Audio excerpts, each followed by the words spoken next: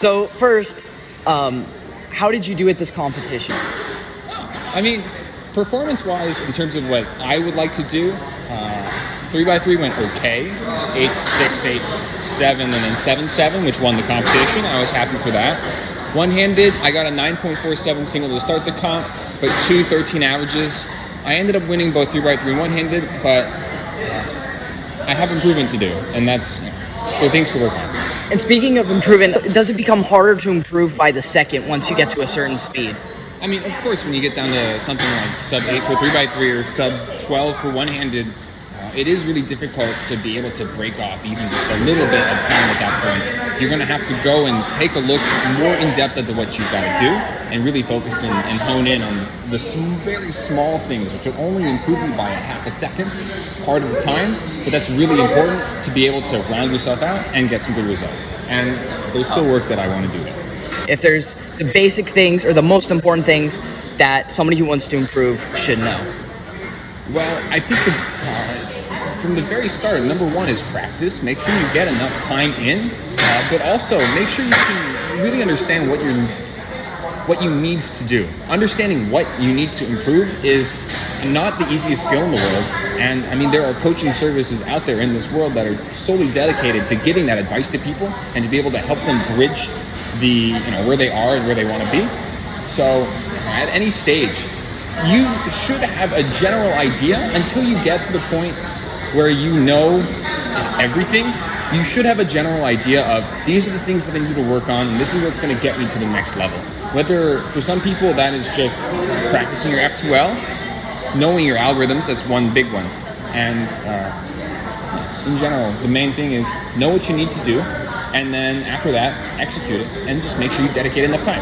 Are there any specific things that you focus on when you're solving? One of the things that I focus on while I'm personally solving is my turning speed, mostly because I have a tendency to turn slower than I'm able to with the look ahead that I have, and that can cut probably a half second if I'm doing it in a very smart manner. And if I'm not being careful enough, that can end up in sloppy look ahead and even slower times. Is there anything that you think would improve or gather more people for competing? In terms of getting more people, I think the WCA in general does a very good job.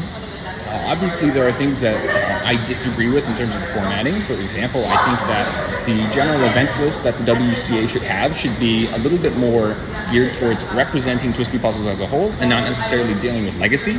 But that's something that comes with a lot of bureaucracy behind it, and things need to be done right, or else things get thrown in and are a little bit sort of careless.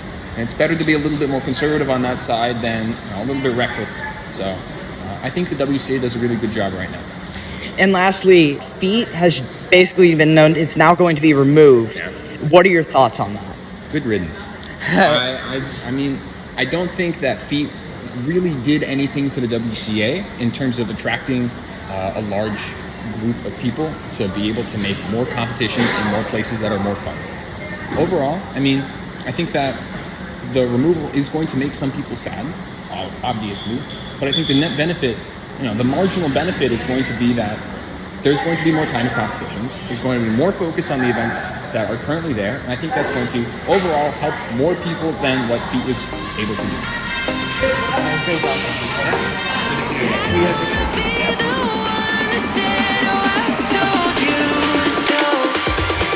But I told you so.